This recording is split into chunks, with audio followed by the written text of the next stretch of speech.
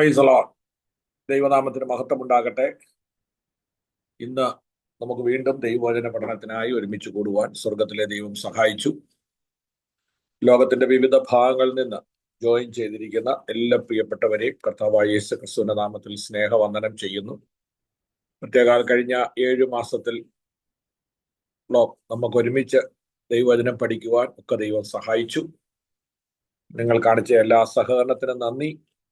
കർത്താവിന്റെ ദാസൻ പാസ്റ്റർ ഷാജൻ പാറക്കടവിൽ വളരെ ആത്മാർത്ഥതയോടെ നമ്മെ പഠിപ്പിക്കുവാൻ ദൈവം സഹായിച്ചു. ഇന്ന് രാത്രിയിലും ദൈവം തന്നെ സഹായിക്കേണ്ടതിനായിട്ട് നമുക്ക് എല്ലാവർക്കും സ്തോത്രം ചെയ്യാം. Praise the Lord. നാം എല്ലാവരും സ്തോത്രം പ്രാർത്ഥിച്ചുകൊണ്ട് ഇരിക്കുമ്പോൾ പ്രിയ ആരെങ്കിലും ഒരാള് ശബ്ദം അൺമ്യൂട്ട് ചെയ്തിട്ട് പ്രാർത്ഥിച്ചാൽ.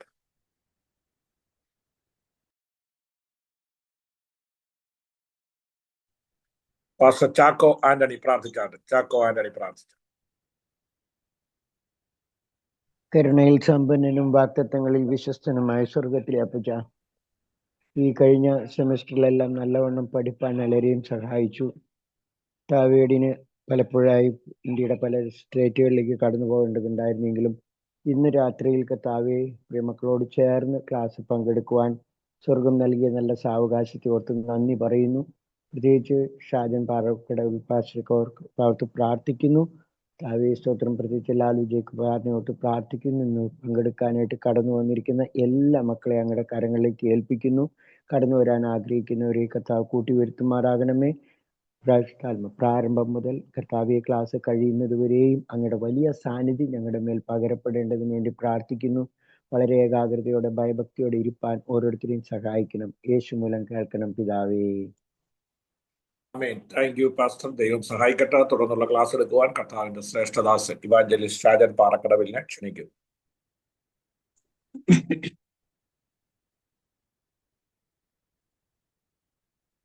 ദൈവനാമത്തിന് മഹത്വം ഉണ്ടാകട്ടെ. ഈ ക്ലാസ് ലീഡ് ചെയ്യുന്ന കർത്താവിന്റെ ദാസൻ രാജുച്ചൻ, അതുപോലെ തന്നെ ഇതിൽ സംബന്ധിക്കുന്ന എല്ലാവർക്കും കർത്താവായ യേശു ക്രിസ്തുവിന്റെ നാമത്തിൽ സ്നേഹവന്ദനം അറിയിക്കുന്നു. നമുക്കൊന്നിച്ച് ഈ ക്ലാസ്സിൽ സംബന്ധിക്കുവാൻ ദൈവം നമ്മൾ സഹായിച്ചല്ലോ. നമ്മുടെ ക്ലാസ്സിന്റെ ഏറ്റവും അവസാനത്തെ ക്ലാസ്സുകളിലേക്ക് ദിനങ്ങളിലേക്ക് എത്തിച്ചേർന്നിരിക്കുകയാണല്ലോ. ഒരുപക്ഷെ ഇത് അവസാനത്തെ ക്ലാസ് ആകാം എന്നുള്ള കാര്യം കൂടി ഓർപ്പിക്കുന്നു. അതുകൊണ്ട് തന്നെ പ്രസംഗശാസ്ത്രത്തിന്റെ ഏറ്റവും നമ്മൾ അറിഞ്ഞിരിക്കേണ്ട, അല്ലെങ്കിൽ നമ്മൾ പ്രധാനപ്പെട്ട കാര്യങ്ങളൊക്കെ ചിന്തിക്കുകയുണ്ടായി. ഇനി നമ്മളുടെ ഒരു പ്രസംഗം എന്ന് പറയുന്നത് ഇതൊരു പ്രായോഗികമായ പരിശീലനത്തിലൂടെ സിദ്ധിക്കുകയും അത് നമ്മൾ പരസ്യമായി നടത്തുന്ന പ്രകടനമാണ് വാസ്തവത്തിൽ പ്രസംഗം എന്ന് പറയുന്നത്. അതുകൊണ്ട് തന്നെ ഇന്നത്തെ ക്ലാസ്സിൽ നമ്മൾ അറിഞ്ഞിരിക്കേണ്ട ഏറ്റവും പ്രധാനപ്പെട്ട ചില ചിന്തകൾ നിങ്ങളുമായി പങ്കുവയ്ക്കുവാനാണ് ഞാൻ താല്പര്യപ്പെടുന്നത്. ഒരു പ്രസംഗകൻ സൂക്ഷിക്കേണ്ട, അറിയേണ്ട ഏറ്റവും പ്രധാനപ്പെട്ട കാര്യങ്ങൾ എന്തൊക്കെയാണ് എന്നുള്ളതാണ് ഇന്ന് നമ്മൾ ചിന്തിക്കുന്നത്. ദയവായി നിങ്ങൾക്ക് ഈ വീഡിയോ ഓണാക്കാൻ താല്പര്യമുള്ള ആളുകൾ, പറ്റുന്ന ആളുകൾക്ക് ഓണാക്കി സഹായിക്കണം എന്നുള്ള കാര്യം ഓർപ്പിക്കുന്നു. ദൈവം നിങ്ങളെ ധാരാളമായി അനുഗ്രഹിക്കട്ടെ. നിങ്ങൾ ഒരുപക്ഷെ ഇരിക്കുന്ന ഇടങ്ങളിൽ അതിനുള്ള സാഹചര്യം ഉണ്ടെങ്കിൽ അങ്ങനെ ചെയ്താട്ടെ. ദൈവം നമ്മെ സഹായിക്കുമാറാണ്. ഓക്കെ, ശ്രദ്ധിച്ചാട്ടെ. ഒരു പ്രഭാഷകൻ അറിഞ്ഞിരിക്കേണ്ട ഏറ്റവും പ്രധാനപ്പെട്ട, അല്ലെങ്കിൽ സൂക്ഷിക്കേണ്ട പ്രധാനപ്പെട്ട കാര്യങ്ങൾ. ഒന്ന്, പ്രസംഗത്തിന്റെ ദൈർഘ്യമാണ്. നമ്മൾ പ്രസംഗം ഉണ്ടാക്കുമ്പോൾ നമുക്ക് ലഭിക്കുന്ന സമയത്തെക്കുറിച്ച് ലഭ്യമായ അഥവാ അനുവദിക്കപ്പെട്ട സമയത്തെക്കുറിച്ച് നമ്മൾ വളരെ ബോധമുള്ളവരായിരിക്കണം. കേൾവിക്കാരെ നമുക്ക് ലഭിച്ച സമയത്തിന്റെ മുമ്പിൽ അത് കവിഞ്ഞു പോകാതെ അതിനുള്ളിൽ നിന്നുകൊണ്ട് ഏറ്റവും ഹ്രസ്വമായ നിലയിൽ, അഥവാ നമുക്കൊരു അരമണിക്കൂർ 15 മിനിറ്റ് അല്ലെങ്കിൽ 30 മിനിറ്റ് നമുക്ക് ലഭിച്ചു കഴിഞ്ഞാൽ ഒരു 28 മിനിറ്റിനുള്ളിൽ നമ്മുടെ പ്രഭാഷണം അവസാനിപ്പിക്കാനുള്ള ഒരു തയ്യാറെടുപ്പ് നമ്മൾ നടത്തേണ്ടിയിരിക്കുന്നു. പ്രസംഗം നീണ്ടുപോകും തോറും അത് കേൾവിക്കാരിൽ വളരെയധികം അരോചകമായി തീരും എന്നുള്ളത് കൊണ്ട് ബോറടിപ്പിക്കാതെ പ്രസംഗത്തിന്റെ ദൈർഘ്യത്തെ സംബന്ധിച്ച് ഒരു ബോധ്യമുണ്ടാകുക. നമ്മൾ വാക്കുകൾക്ക് വേണ്ടി അലയാതെ വസ്തുതകൾക്കും ചിന്തകൾക്കും വേണ്ടി തിരയുക. മനസ്സിൽ ആശയങ്ങൾ നിറയുമ്പോൾ വാക്കുകൾ താനേ വന്നുകൊള്ളും. ഒന്നുകൂടി ഞാൻ പറയാം, വാക്കുകൾക്ക് വേണ്ടിയല്ല, വസ്തുതകൾക്കും ചിന്തകൾക്കും വേണ്ടി നമ്മൾ തിരയണം. അതുകൊണ്ട് തന്നെ മനസ്സിൽ ആശയങ്ങൾ നിറയുമ്പോൾ നമ്മുടെ ചിന്തകൾ, വാക്കുകൾ താനെ നമ്മൾക്ക് ലഭ്യമാകും. അതുകൊണ്ട് ഹ്രസ്വമായ പ്രസംഗം എപ്പോഴും ഹൃദ്യമാണ്, ഹൃദയംഗമമാണ്, ഏവർക്കും ആസ്വാദകരമാണ്. നമുക്ക് ലഭിക്കുന്ന സമയപരിധിയെക്കുറിച്ച് നമുക്ക് നല്ല ബോധ്യം ഉണ്ടായിരിക്കുക വളരെ പ്രധാനപ്പെട്ട കാര്യമാണ്. ഒന്നാമത്തെ കാര്യമാണ് പ്രസംഗത്തെക്കുറിച്ചുള്ള നമ്മൾ സൂക്ഷിക്കേണ്ട, പ്രഭാഷകൻ സൂക്ഷിക്കേണ്ട പ്രധാനപ്പെട്ട കാര്യങ്ങളിൽ ഒന്ന് പ്രസംഗത്തിന്റെ ദൈർഘ്യം. അതുകൊണ്ട് തന്നെ നമ്മൾ ഒരു പ്രസംഗം തയ്യാറാക്കാൻ വേണ്ടി ഇരിക്കുമ്പോൾ നമുക്ക് നമ്മുടെ മുമ്പിൽ വരാൻ സാധ്യതയുള്ള സദസ്സ് ആരാണെന്ന് മുൻകൂട്ടി നമുക്കറിയാൻ പറ്റുമെങ്കിൽ, അല്ലെങ്കിൽ അതിനുള്ള അത് അറിഞ്ഞ് അത്തരത്തിലുള്ള ഏത് ടൈപ്പ് പ്രസംഗം നമ്മൾ 8ഓളം പ്രഭാഷണ രീതി നമ്മൾ പഠിക്കുകയുണ്ടായി. അതുകൊണ്ട് തന്നെ ലഭിക്കുന്ന സമയത്തിൽ നമ്മൾ ഏത് തരത്തിലുള്ള, ഏത് ടൈപ്പിലുള്ള മെസ്സേജ് ഉണ്ടാക്കണം എന്ന് നമ്മൾ ചിന്തിക്കണം. അതുകൊണ്ട് തന്നെ ഈ സമയപരിധിക്കുള്ളിൽ നമ്മൾ ഉണ്ടാക്കുന്ന പ്രഭാഷണം നിർത്താനുള്ള ശ്രമം അല്ലെങ്കിൽ ഒരു പരിചയം നമ്മൾ പരിചയപ്പെടണം. അതാണ് ഏറ്റവും പ്രധാനപ്പെട്ട കാര്യം. പ്രസംഗത്തിന്റെ ദൈർഘ്യത്തെ സംബന്ധിച്ച് നമുക്ക് ഉറപ്പുണ്ടാകും. രണ്ടാമത്, ആവർത്തനം അരോചകമാണെന്ന് നമ്മൾ തിരിച്ചറിയണം. ആവർത്തനം അരോചകം. നമ്മളെല്ലാം, പ്രത്യേകിച്ച് ഇവിടെ ഇരിക്കുന്ന സകല ആളുകളും പുട്ട് കഴിക്കുന്ന ആളുകളാണ്. മലയാളികളുടെ ഒരു പ്രധാനപ്പെട്ട ആഹാരങ്ങളിൽ ഒന്നാണ് പുട്ടും പഴവും, അല്ലെങ്കിൽ പുട്ടും കടലയും. പുട്ടുണ്ടാക്കുന്ന, ഇപ്പം പുട്ടിന് ആകൃതിക്കും പ്രകൃതിക്കുമൊക്കെ വ്യത്യാസം വന്ന് ഗ്യാസ് ലാഭിക്കാനും അല്ലെങ്കിൽ വേഗത്തിൽ ഉണ്ടാക്കിയെടുക്കുവാനും വേണ്ടി കുക്കറിന്റെ മുകളിൽ പിടിപ്പിക്കുന്ന ചിരട്ടപ്പുട്ടിന്റെ കാലമാണ്. എങ്കിൽ പോലും നമ്മൾ അതിനകത്ത് അല്പം പീര അല്ലെങ്കിൽ എന്ത് ചെയ്യും, തേങ്ങ ഇട്ട് കൃത്യമായിട്ട് ഉണ്ടാക്കുന്നയാളുകൾ. ശ്രദ്ധിച്ചേ, ഇതൊരു വളരെ കട്ടിയുള്ള നമ്മൾ ഉണ്ടാക്കുന്ന പലഹാരത്തിന് അല്പം മയമുണ്ടാകാനും ആസ്വാദികരമാകാനും രുചി ഉണ്ടാകാനും ഒക്കെയാണ് ചെയ്യുന്നത്. എന്നാൽ ഈ പ്രഭാഷണങ്ങൾ നമ്മൾ സാധാരണ, പ്രത്യേകിച്ച് ഈ പെന്തക്കോസ്ത് പ്രസംഗങ്ങൾക്കെല്ലാം ഒരു ഭാഷാ രീതിയുണ്ട്. എത്ര വലിയ ഡിഗ്രി ഉള്ള ആൾ പ്രസംഗിച്ചാലും,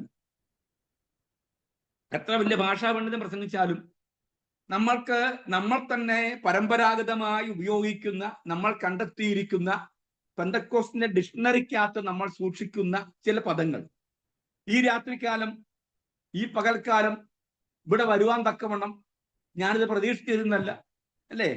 ഇങ്ങനെയുള്ള ഒരു ഭാഷാ ശൈലിയാണ് നമുക്കുള്ളത്. അപ്പം അതുകൊണ്ട് തന്നെ നമ്മൾക്ക്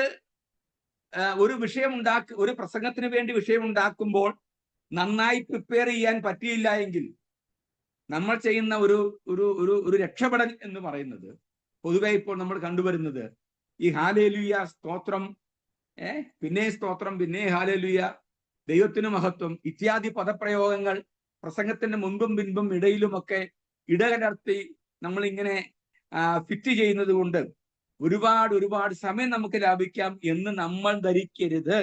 അതാണ് ഏറ്റവും വലിയ ദോഷം എന്ന് പറയുക. നമ്മൾ ആദ്യകാലങ്ങളിലൊക്കെ ഒരുപക്ഷെ നമുക്കത് അങ്ങനെ സംഭവിച്ചേക്കാം. പക്ഷേ പ്രായേണ നമ്മളത് മാറ്റിയെടുക്കാനുള്ള ശ്രമം ഉണ്ടാകും.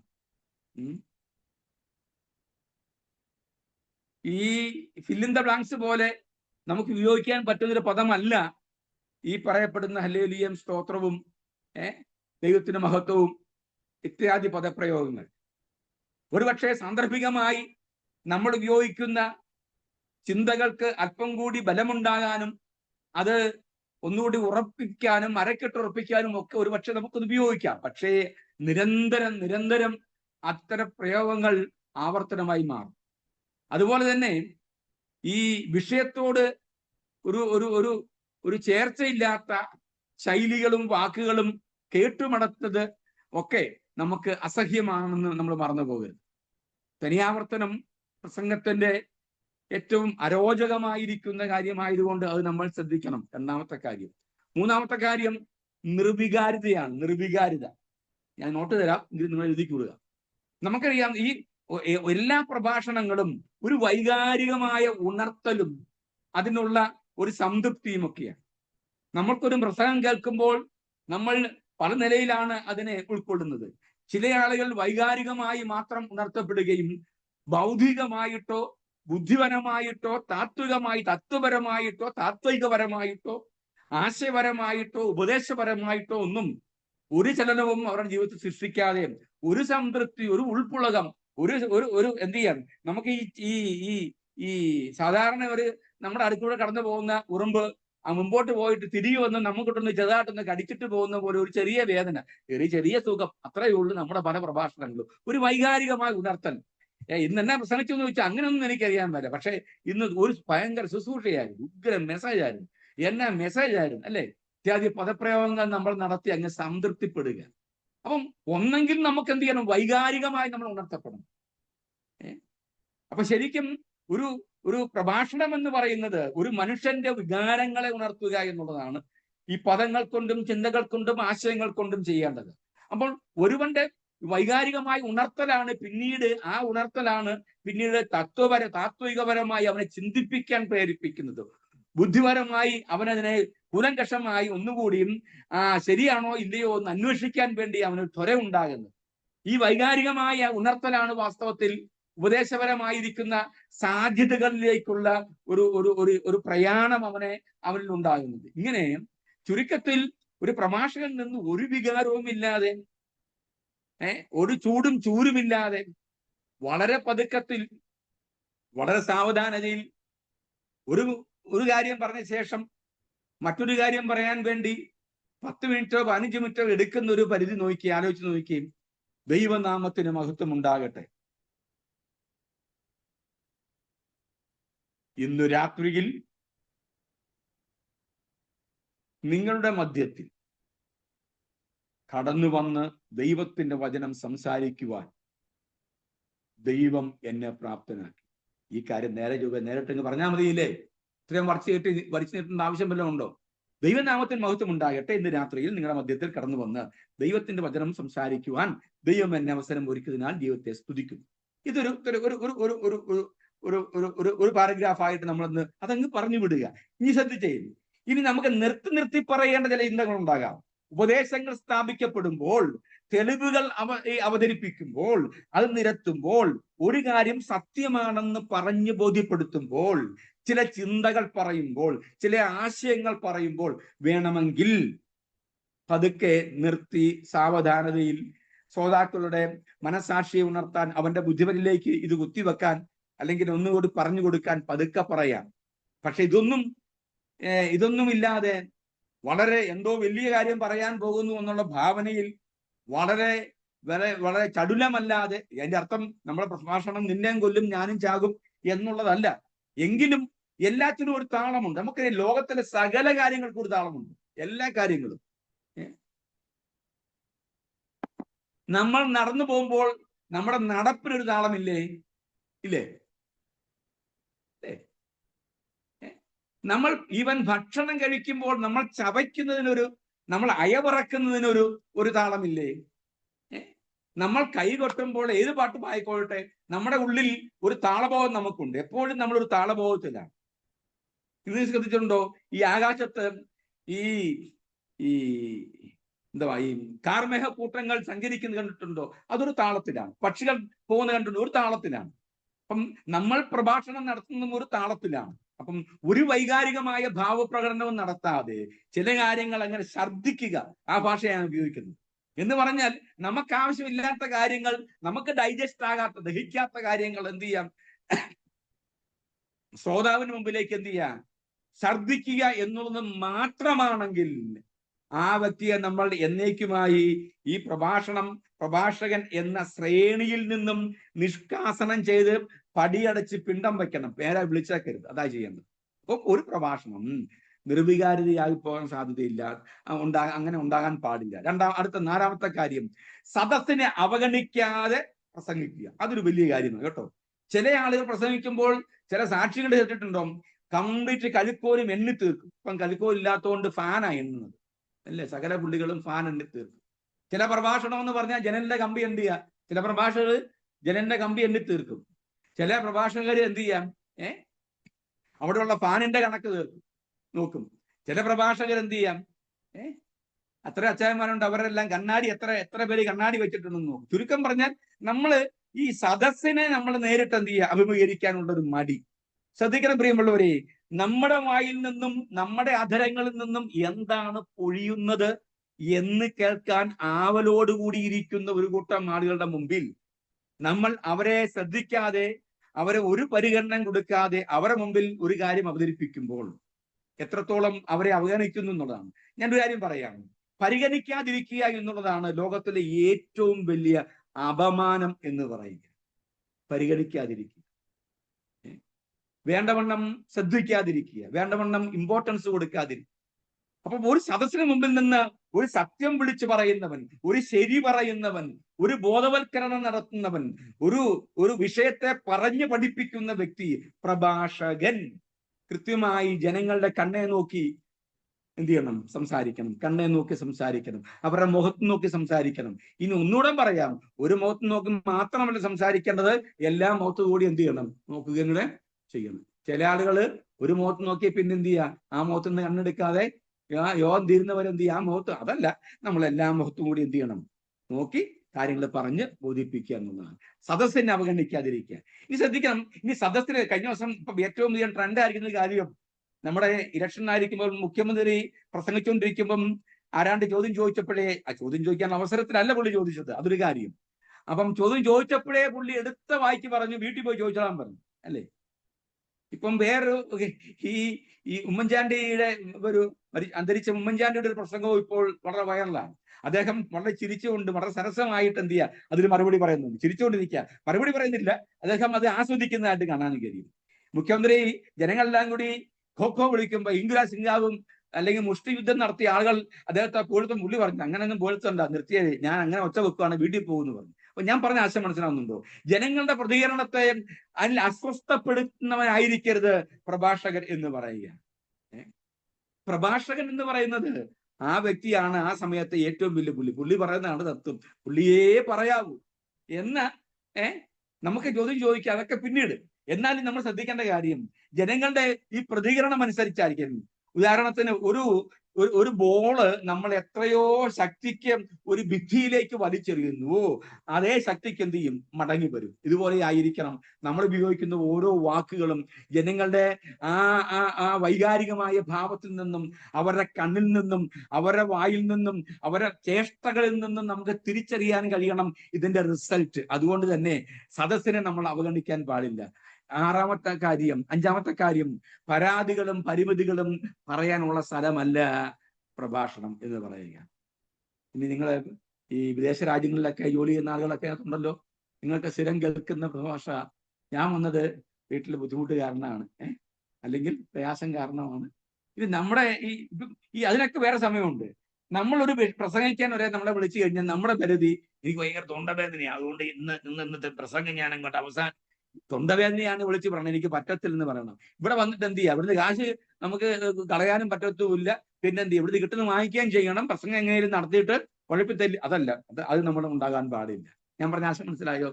പ്രഭാഷകൻ തന്റെ പുൾപിറ്റിന്റെ മുമ്പിൽ നിന്നുകൊണ്ടായിരിക്കരുത് തന്റെ പരിധികളും പരാതികളും പരിമിതികളും പറയുക.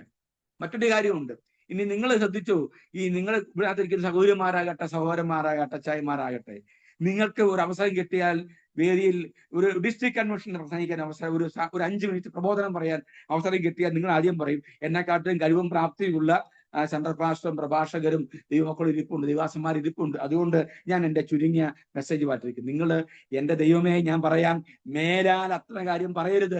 നിങ്ങൾക്ക് കഴിവുണ്ടെന്നും നിങ്ങൾക്ക് പ്രസംഗിക്കാൻ പ്രാപ്തി ഉണ്ടെന്നും നിങ്ങളതിന് യോഗ്യരാണെന്നും 2 വാക്ക് മര്യാദയ്ക്ക് നന്നായി പറയാൻ കഴിവുള്ള വ്യക്തിയാണ് നിങ്ങളെന്ന് കണ്ടതുകൊണ്ടാണ് അത്രയും പ്രഗത്ഭരുടെ മുമ്പിൽ നിങ്ങളെ ഒരു കൂട്ടം ആളുകൾ അവതരിപ്പിക്കുന്നത്. നിങ്ങളെക്കാട്ടിലും പ്രഗത്ഭരായ എത്രയോ പേർ അവിടെ ഇരിപ്പുണ്ട്, അത് നിങ്ങൾക്ക് തന്നെ. ഞാൻ ചോദിക്കട്ടെ, നിങ്ങളുടെ മുമ്പിൽ ഒരു കല്യാണത്തിന് വിളിച്ചാൽ കല്യാണത്തിന് ഉണ്ണാൻ പോയിരിക്കുക, അപ്പൊ നമ്മുടെ അടുത്ത് മന്ത്രി ഇരിപ്പുണ്ട്, നമ്മുടെ സഭയിലെ പ്രസിഡന്റ് ഉണ്ട്, പാസ്റ്റർ ഉണ്ട്, കൊച്ചമ്മയുണ്ട്, എല്ലാവരും ഉണ്ടെങ്കിൽ നമ്മൾ കഴിക്കാതിരിക്കുക. അയ്യോ, കൊച്ചമ്മ ഇരിക്കുന്നത്, എങ്ങനെയാ കഴിക്കത്, എൻ്റെ ദൈവമേ, എങ്ങനെ നമ്മൾ കഴിക്കാതിരിക്കുന്നു നമ്മൾ മാറിയിരിക്കുവോ? നമ്മള് മന്ത്രിയല്ല, ആര് വന്നാലും നമ്മുടെ വയറ് നമ്മോട് പറയും എടുത്തോ എടുത്തോ എന്ന് പറയുമ്പോൾ നമ്മൾ എന്ത് ചെയ്യും? അവിടെയുള്ള ആവശ്യമില്ലെങ്കിലും നമ്മളോട് സകല വിഭവം നമ്മൾ എന്ത് ചെയ്യും? എടുത്ത് ടേസ്റ്റ് ചെയ്യും. ചെയ്യത്തില്ലേ? ചെയ്യുമോ? നിങ്ങളത് പറഞ്ഞു ചെയ്യുമല്ലേ? ചെയ്യും. പിന്നെ എന്തുകൊണ്ടാണ് ഈ ഭക്ഷണം കഴിക്കാൻ നമുക്കത് മടിയില്ല എങ്കിൽ, ഈ നമ്മളതൊന്നും മൈൻഡ് ചെയ്യുന്നില്ല എങ്കിൽ, ഇനി വേണ്ട, നിങ്ങളെ കൊള്ളുന്ന ഒരു കാര്യം ഒന്ന് പറഞ്ഞു നോക്കിയാൽ, നിങ്ങളെ നൊമ്പരപ്പെടുത്തുന്ന കാര്യം, നിങ്ങളെ വേദനിപ്പിക്കുന്ന കാര്യം ഒന്ന് ഞാൻ പറയട്ടെ. നിങ്ങൾ പ്രതികരിക്കുമോ? എത്ര വലിയ പുള്ളി ഉണ്ടെങ്കിലും നമ്മൾ പറയാം അമ്മാവൻ മിണ്ടാതിരിക്കും, മിണ്ടാതിരിക്കും. ഒരു ഉദാഹരണം പറയാം. കഴിഞ്ഞ ദിവസം ഒരു കല്യാണം, ഞങ്ങൾ കൊയറ് പാടാൻ വേണ്ടി ചെന്നു. കഴിഞ്ഞ തിങ്കളാഴ്ച അല്ല, ഇന്നെന്താ തീയതി? ഇന്ന് വെള്ളിയാഴ്ച. കഴിഞ്ഞ ബുധനാഴ്ച ബുധനാഴ്ച നടന്ന കാര്യം. കല്യാണത്തിന് വന്നപ്പം കല്യാണം പാസ്റ്റർ അല്പം 10:30 തുടങ്ങേണ്ട കാര്യം 11 മണിയായി. പാസ്റ്റർ പെട്ടെന്ന് കയറാൻ പറഞ്ഞു. ചെറുക്കൻ വന്ന് കയറിയിരുന്നു. പെണ്ണിന്റെ അപ്പനും അമ്മയും എല്ലാം വരുന്നതേ ഉള്ളായിരുന്നു. പാസ്റ്റർ വരുന്ന ബയൽ മാർച്ചിന് പെണ്ണിന്റെ അനിത്യമാരുടെ കൂടെ പെണ്ണ് വന്ന് ഫ്രണ്ടിൽ വന്നിരുന്നു. ഉടനെ ഞങ്ങൾ പാട്ട് തുടങ്ങുമ്പോൾ തന്നെ ചെറുക്കൻ വന്ന് സ്റ്റേജിൽ കയറി. ചെറുക്കന്റെ കൂടെ ഈ അപ്പനും അമ്മയും ഒന്നുമില്ലാതെ പെണ്ണും അനിയത്തിമാരുമായിട്ട് സ്റ്റേജിൽ കയറി. പാസ്റ്റർ ഇൻട്രൊഡക്ഷൻ പറഞ്ഞ് മറ്റൊരാൾ സ്വാഗതം പറയാൻ നിൽക്കുമ്പോൾ പെണ്ണിന്റെ അമ്മാച്ചൻ വന്ന് സ്റ്റേജിൽ കയറി പാസ്റ്ററുമായിട്ട് ഭയങ്കര ബഹളം. പിന്നെ പൂക്കാസ മുഴുവൻ വിളിച്ചു പറഞ്ഞു. പുരോഗമന സാഹിത്യം, പൂക്കാസ, മനസ്സിലായല്ലോ? പുരോഗമന സാഹിത്യം, പൂക്കാസ മുഴുവൻ എന്ത് ചെയ്തു? 52, 55, 56 അക്ഷരങ്ങളും മുഴുവൻ ചില്ലക്ഷരവും വ്യഞ്ജനവും ഈ എല്ലാം കൂട്ടി പുള്ളി വിളിച്ചു. അവസാനം ഞാൻ പുള്ളിയെ വട്ടം പിടിച്ചു. അച്ഛാ പോട്ടെ, ലൈവ് പോവുക. ഞാൻ പറഞ്ഞാ പിള്ളേരുടെ കല്യാണമല്ലേ, ഞാൻ അടുത്ത് നിൽക്കുന്നതിന്. അപ്പൊ ഞാൻ പിന്നെ പുള്ളിയെ പിടിച്ച് സ്റ്റേജിൽ നിന്ന് ഇറക്കി ഞാൻ വെളിയിൽ കൊണ്ടുപോയി കാര്യങ്ങൾ അന്വേഷിച്ചു. പിന്നെ അപ്പം ഞാൻ ചോദിക്കുന്നത്, ഇത്രയും വലിയ സദസ്സിനെ അഭിമുഖീകരിക്കാൻ അവർക്ക് നൊന്തപ്പം എന്ത് ചെയ്യാം? ഒരു ഭയവും പേടിയില്ല.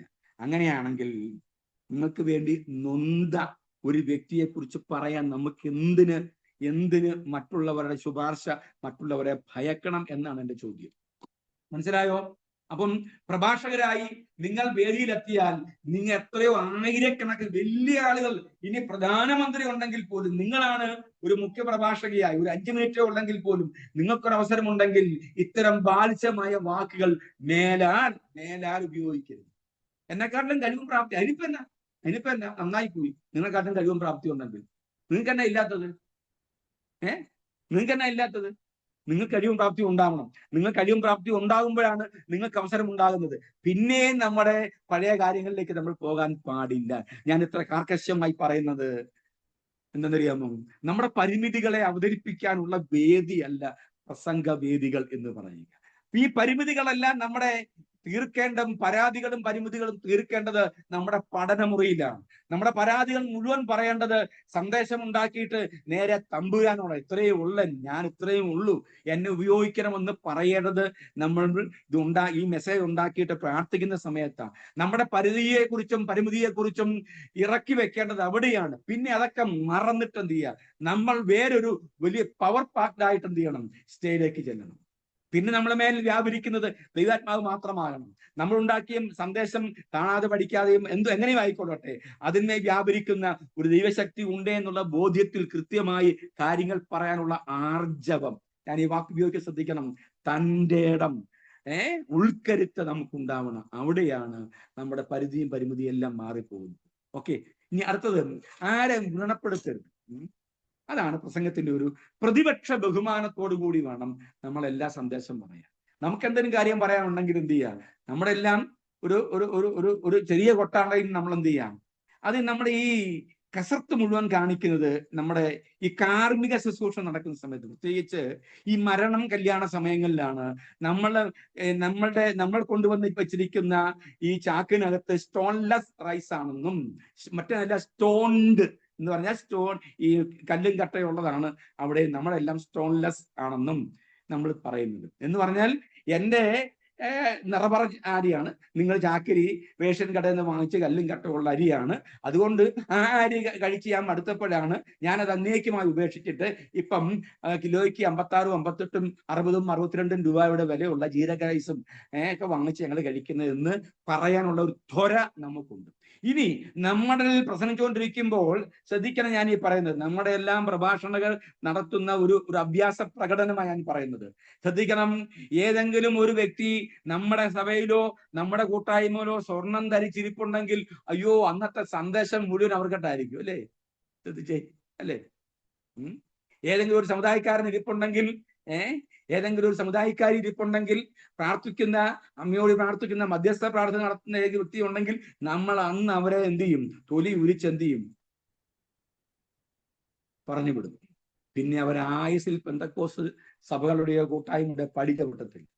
ഇനി പോട്ടെ, നമുക്ക് തന്നെ നമ്മുടെ സഭകളിൽ തന്നെ ആയിക്കൊള്ളട്ടെ, നമുക്ക് എന്തെങ്കിലും ഒരു ചെറിയ ബുദ്ധിമുട്ടാണെന്നുണ്ടെങ്കിൽ സാക്ഷ്യങ്ങളിലൂടെയോ പ്രഭാഷണങ്ങളിലൂടെയോ പ്രസംഗങ്ങളിലൂടെയോ ഒക്കെ തീർക്കാനുള്ള ഒരു കണക്ക് തീർപ്പ് നടത്തുന്ന സ്ഥലം അതായിരിക്കരുത് പ്രഭാഷകർ എന്ന് നമ്മൾ മനസ്സിലാക്കും. പ്രതിപക്ഷ ബഹുമാനം, ആരെയും ഉണർപ്പെടുത്താൻ പാടില്ല. വാക്കുകൾക്കുണ്ടാക്കുന്ന മുറിവ് ഒരിക്കൽ പോലും ഉണങ്ങില്ലെന്ന് മനസ്സിലാക്കണം. ഈ ചില മുറിവുകള്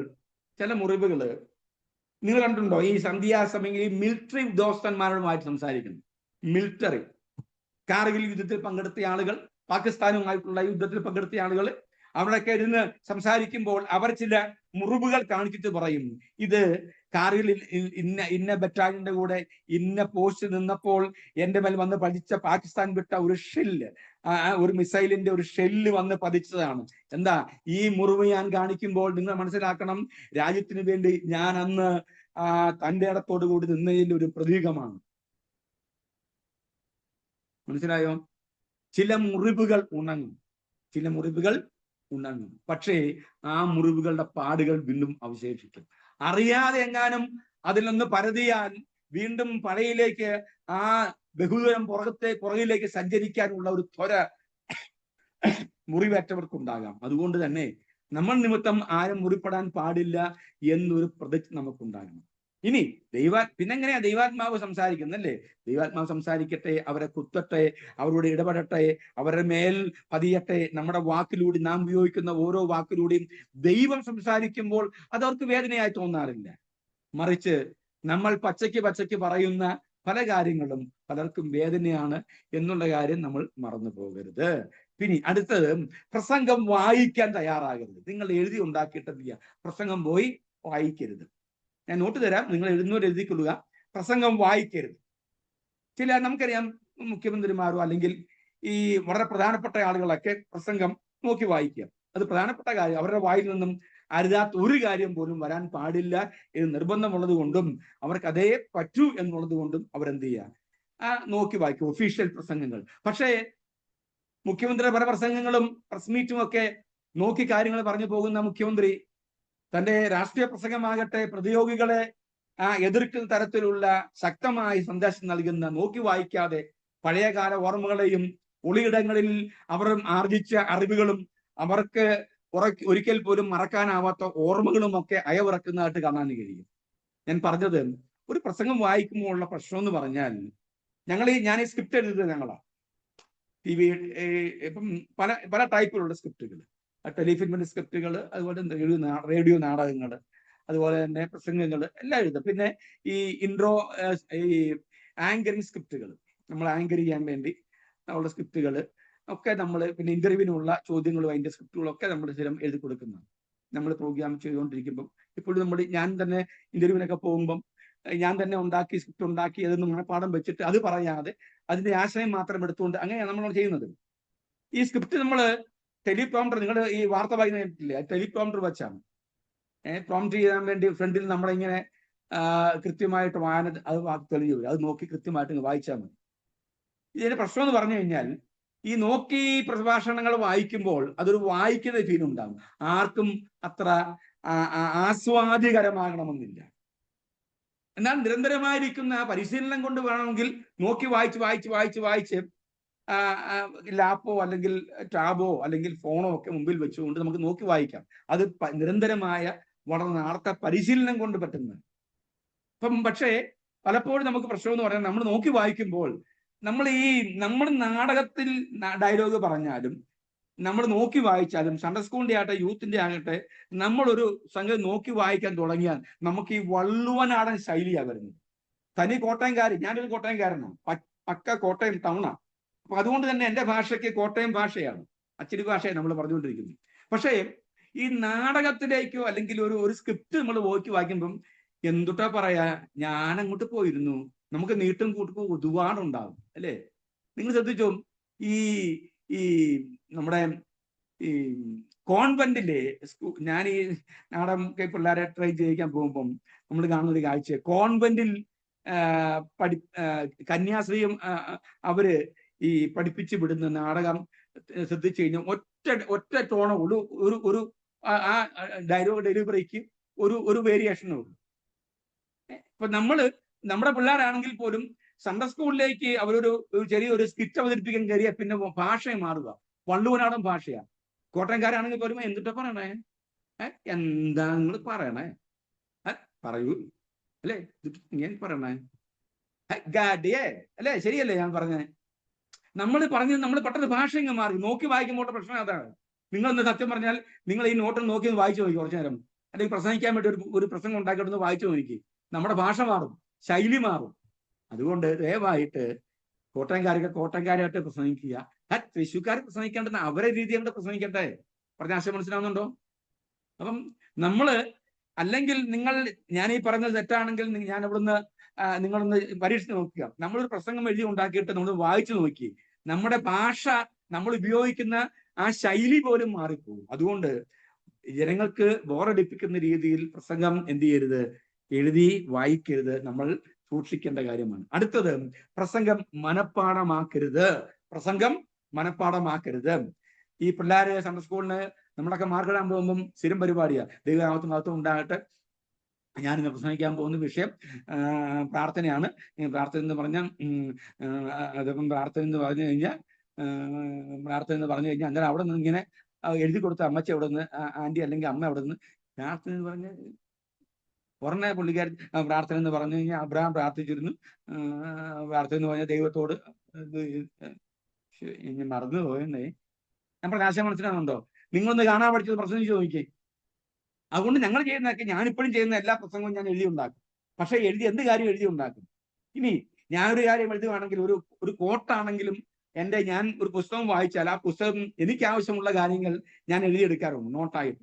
ഈ നോട്ടായിട്ട് എഴുതുമ്പോൾ ബുക്കിനകത്ത് 4-5 മഷി ഉപയോഗിക്കാറുണ്ട്. ഈ സ്കെച്ച് പെന്നോ അല്ലെങ്കിൽ മറ്റ് കളർ പെന്നോ 4-5 ഉപയോഗിക്കും. അതിന് ഓരോ തോട്ടുകളും ഓരോ മഷി കൊണ്ട് എഴുതും. അതിന്റെ ഗുണമെന്ന് പറഞ്ഞാൽ അത് മുമ്പോട്ട് വെച്ച് കഴിഞ്ഞാൽ, ഇപ്പം ടാബ് ആയതുകൊണ്ട് നമുക്ക് വേണമെങ്കിൽ അതിനകത്ത് കളർ മാറ്റാം. പക്ഷെ ഞാൻ എഴുതിയിടുമ്പം 4-5 കളർ കൊണ്ടാണ് ഒരു കാര്യം എഴുതിയിടുക, ഓരോ തോട്ടുകൾ എഴുതിയിടുക, പെട്ടെന്ന് നമുക്ക് ഈ കണ്ണിൽ പെടാൻ വേണ്ടി. ഞാൻ പറഞ്ഞ ആശയം മനസ്സിലാവുന്നുണ്ടോ? അപ്പം അതെല്ലാം നമ്മൾ മനഃപ്പാടമാക്കിയിട്ട് പ്രസംഗിക്കുകയല്ല, അത് നമ്മൾ എഴുതി നമ്മുടെ മനസ്സിലേക്ക് ഒന്ന് കുറിച്ചിടുമ്പോൾ, നമ്മൾ വായിച്ചെങ്കിലും വിടാം. പക്ഷെ നമ്മൾ എഴുതിയിട്ട് ഒരു പ്രഭാഷണം അല്ലെങ്കിൽ പ്രസംഗം എഴുതി വെച്ചിട്ട്, ഒരു ചിന്ത എഴുതി വെച്ചിട്ട് അതൊന്ന് 5-6 പ്രാവശ്യം ഒന്ന് മെമ്മറൈസ് ചെയ്തിട്ട് ഒന്ന് പോയി പ്രസംഗിച്ചു. അതേപോലെയല്ല, മനഃപ്പാടമാക്കിയിട്ട് പോകാനല്ല ഞാൻ ഈ പറയുന്നത്. ഇത് എഴുതുമ്പോൾ തന്നെ നമ്മുടെ മനസ്സിലേക്ക് എന്ത് ചെയ്യണം, നമ്മളങ്ങ് സൂക്ഷിച്ചു വെക്കണം, മനസ്സിൽ കൂടി എഴുതണം. പേപ്പറിൽ എഴുതുമ്പോൾ മനസ്സിൽ കൂടി എഴുതുക. അങ്ങനെ എഴുതിയിട്ട് നമ്മൾ പ്രസംഗിച്ചു കഴിഞ്ഞാൽ അതേ രീതിയിലല്ലാതെ ആ ആശയം നമുക്ക് നന്നായി പ്രസന്റ് ചെയ്യാൻ പറ്റും. പറഞ്ഞ ആശയം മനസ്സിലാവുന്നുണ്ടോ? അപ്പോൾ ഒരിക്കലും ഒരു പ്രസംഗം നമ്മൾ എഴുതി ഉണ്ടാക്കാൻ പാടില്ല. ഞാൻ എത്രയോ ആളുകൾക്ക് നമ്മുടെ ഈ ന്യൂഇന്ത്യ ബൈബിൾ ചർച്ചിൽ മരിച്ചുപോയ തോമസ് കുട്ടി സാറിന്, പുള്ളി കൺവെൻഷനും മരണ വീട്ടിൽ പോലും പുള്ളി നോക്കി വായിക്കാറുണ്ട്. അദ്ദേഹത്തോട് കൂടെ ഞാൻ എത്രയോ സ്ഥലങ്ങളിൽ ശുശ്രൂഷിക്കാൻ കൂടെ ഒരു സഹായി എന്ന പോലെ പുസ്തകം എഴുതാൻ വേണ്ടി പോയതാ. പോകുമ്പോഴൊക്കെ അദ്ദേഹം എന്നോട് പുസ്തകം എഴുതി വാങ്ങിക്കും. ഞാൻ എഴുതുന്ന പ്രസംഗം അതുപോലെ എന്ത് ചെയ്യും, നമ്മൾ അദ്ദേഹം വായിക്കും.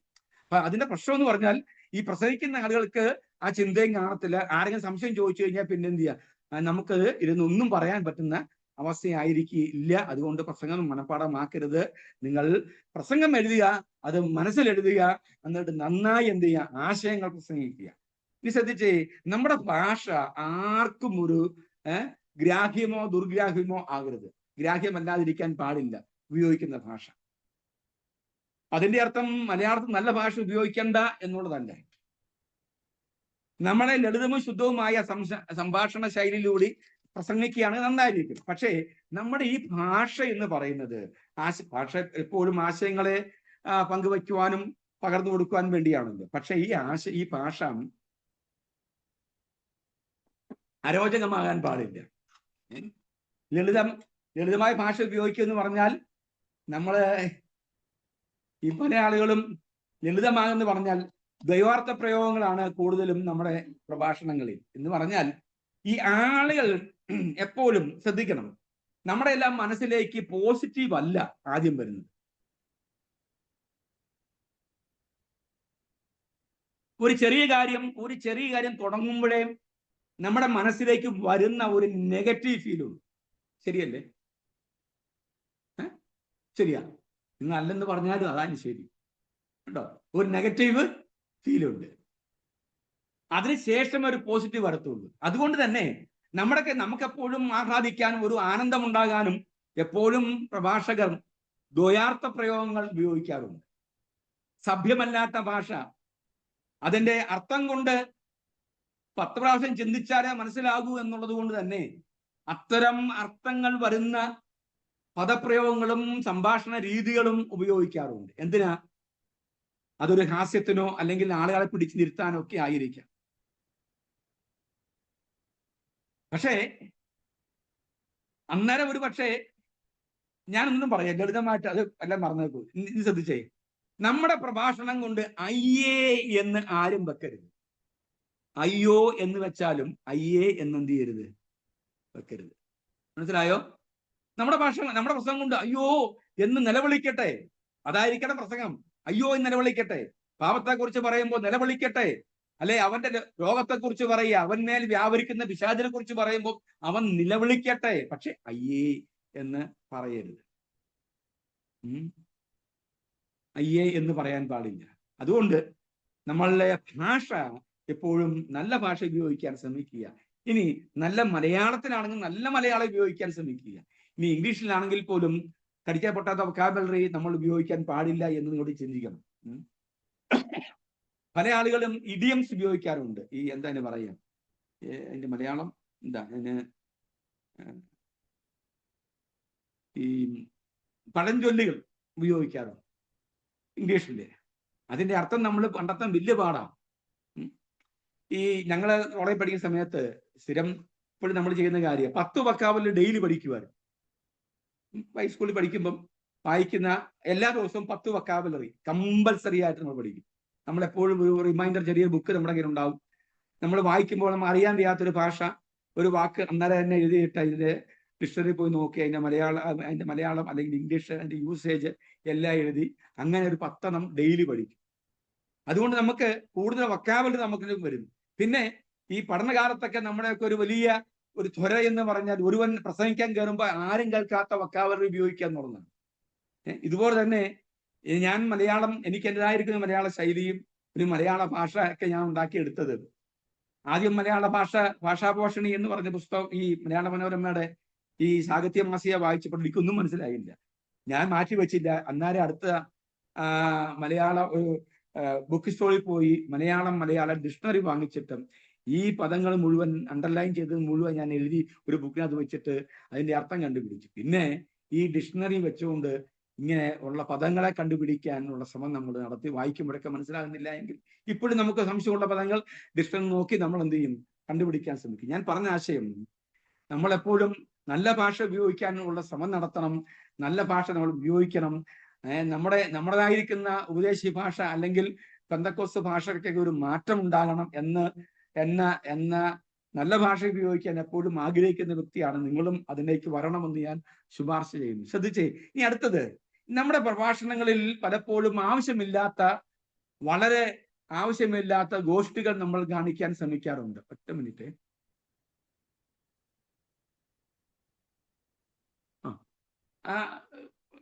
ആവശ്യമില്ലാത്ത അനാവശ്യമായ ഗോഷ്ഠികൾ.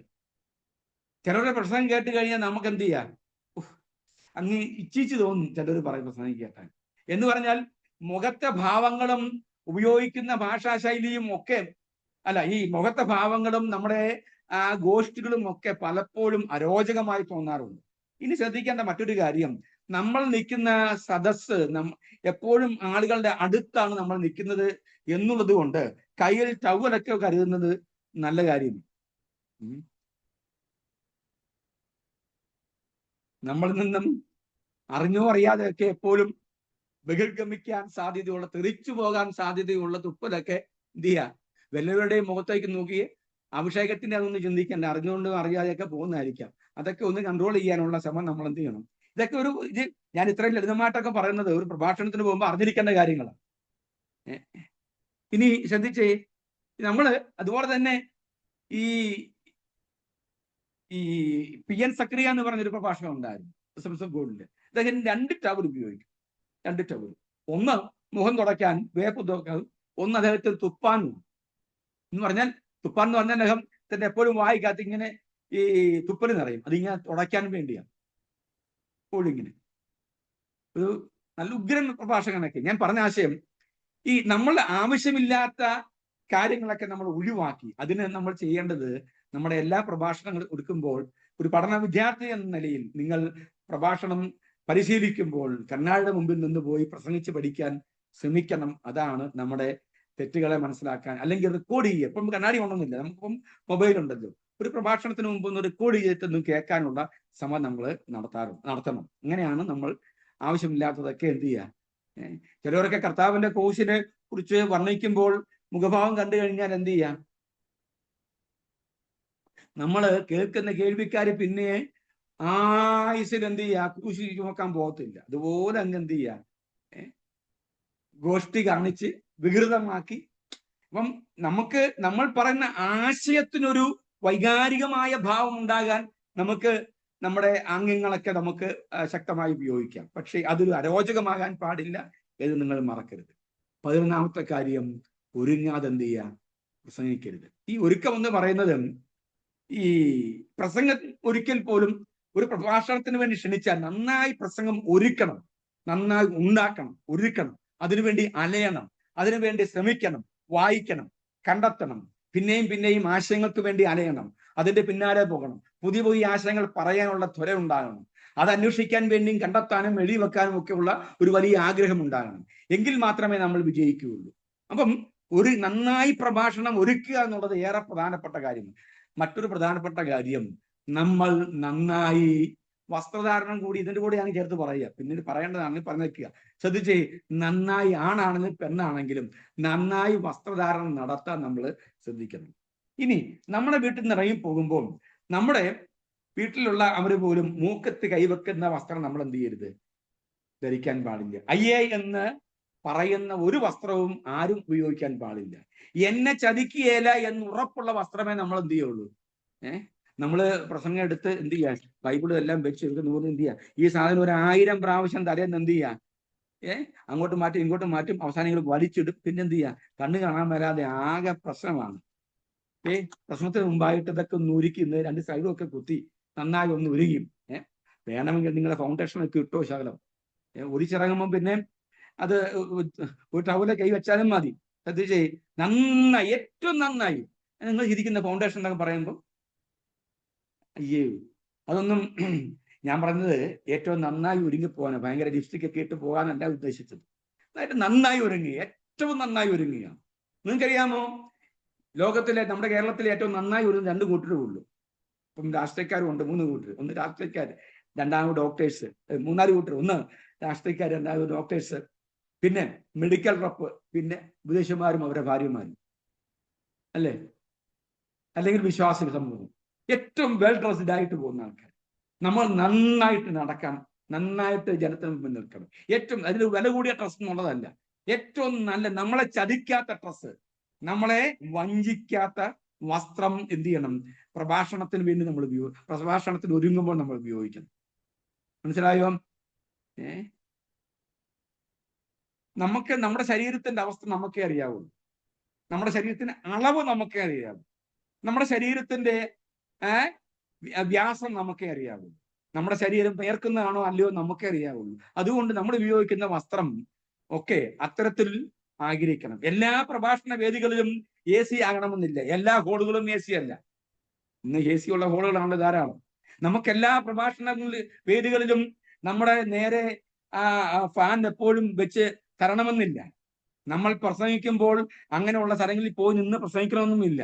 നമ്മൾ ഈ സന്ദേശം വളരെ ആർജവത്തോടു കൂടി, ധൈര്യത്തോടു കൂടി, വളരെ ആത്മാർത്ഥമായി പ്രസംഗിക്കുമ്പോൾ നമ്മൾ ഇതൊന്നും ശ്രദ്ധിക്കാറേയില്ല. അതുകൊണ്ട് തന്നെ നമ്മൾ അതിനു മുമ്പ് നമ്മുടെ ശരീരത്തെയും നമ്മുടെ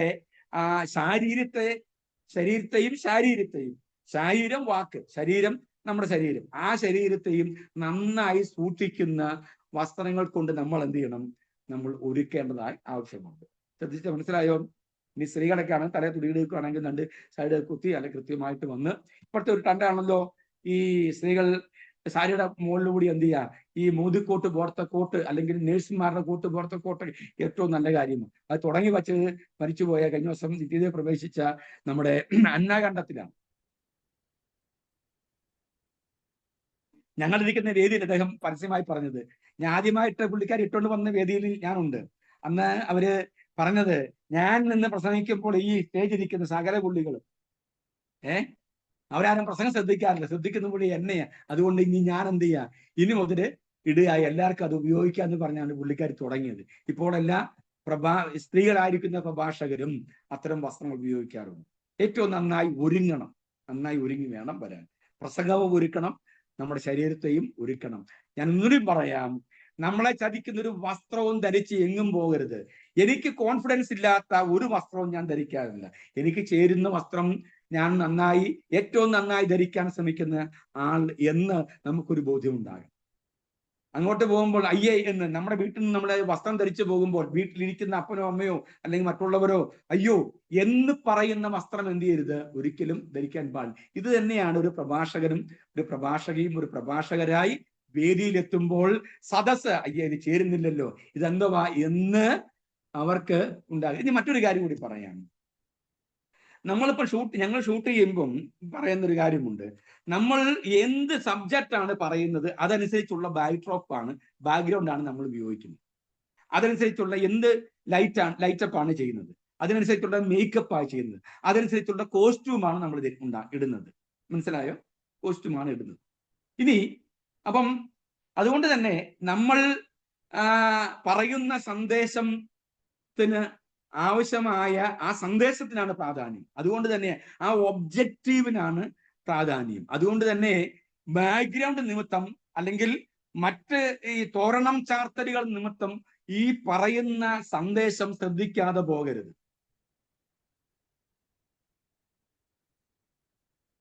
ഞാൻ നോർമലി ഷർട്ടോ ജുബായോ ഉപയോഗിക്കുന്ന കുർത്ത ഉപയോഗിക്കുന്ന ഒരാളാണ്.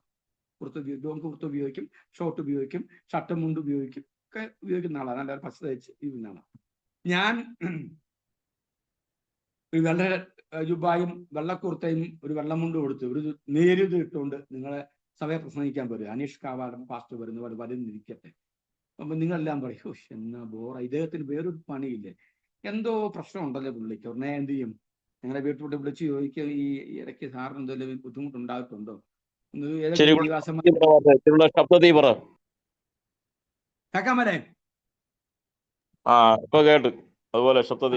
ഞാന് ഈ നല്ലപോലെ ഡ്രസ്സ് ഈ കൂർത്താക്കി ഉപയോഗിക്കുന്ന ആളാണ്. വെള്ളയും പല ടൈപ്പുള്ള കൂർത്തയുണ്ട്.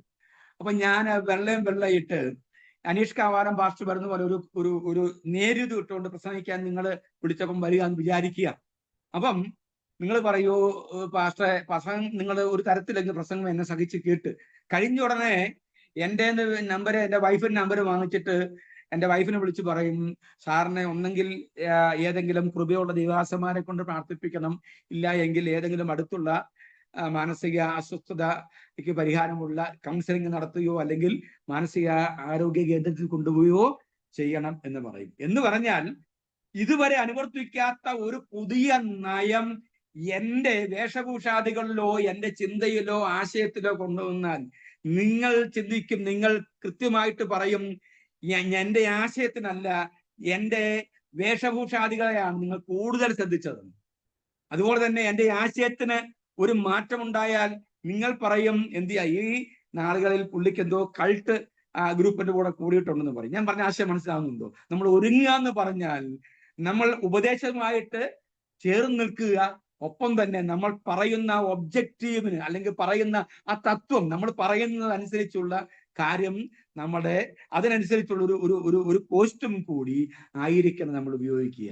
നമ്മൾ സാധാരണ നമുക്ക് നമ്മുടെ പ്രേക്ഷകർ ഒരിക്കൽ പോലും നമ്മുടെ വസ്ത്രത്തിന് മാത്രം നോക്കിയിരുന്ന്, അല്ലെങ്കിൽ നമ്മൾ ഉപയോഗിക്കുന്ന പാൻറ്റോ ഷർട്ടോ ജുബയോ അല്ലെങ്കിൽ കുർത്തയോ സാരിയോ നമ്മൾ ധരിച്ചിട്ടുള്ള വസ്ത്രമോ അല്ലെങ്കിൽ വേറെ ചെയ്തിട്ടുള്ള നമ്മുടെ വാച്ചോ അല്ലെങ്കിൽ നമ്മുടെ കണ്ണാടിക്കട്ടോ നോക്കിയിരിക്കാതെ നമ്മൾ പറയുന്ന സന്ദേശത്തിനാണ് പ്രാധാന്യം കൊടുക്കേണ്ടത്. അതിലേക്ക് കോൺസെൻട്രേറ്റ് ചെയ്യാനുള്ള ഒരു ത്വര അവരിൽ ഉണ്ടാക്കുന്ന രീതിയിലായിരിക്കണം നമ്മുടെ അപ്പിയറൻസ് എന്ന് നിങ്ങൾ മനസ്സിലാക്കണം. ഇതാണ് പ്രഭാഷകൻ ശ്രദ്ധിക്കേണ്ട ഏറ്റവും പ്രധാനപ്പെട്ട രീതികൾ.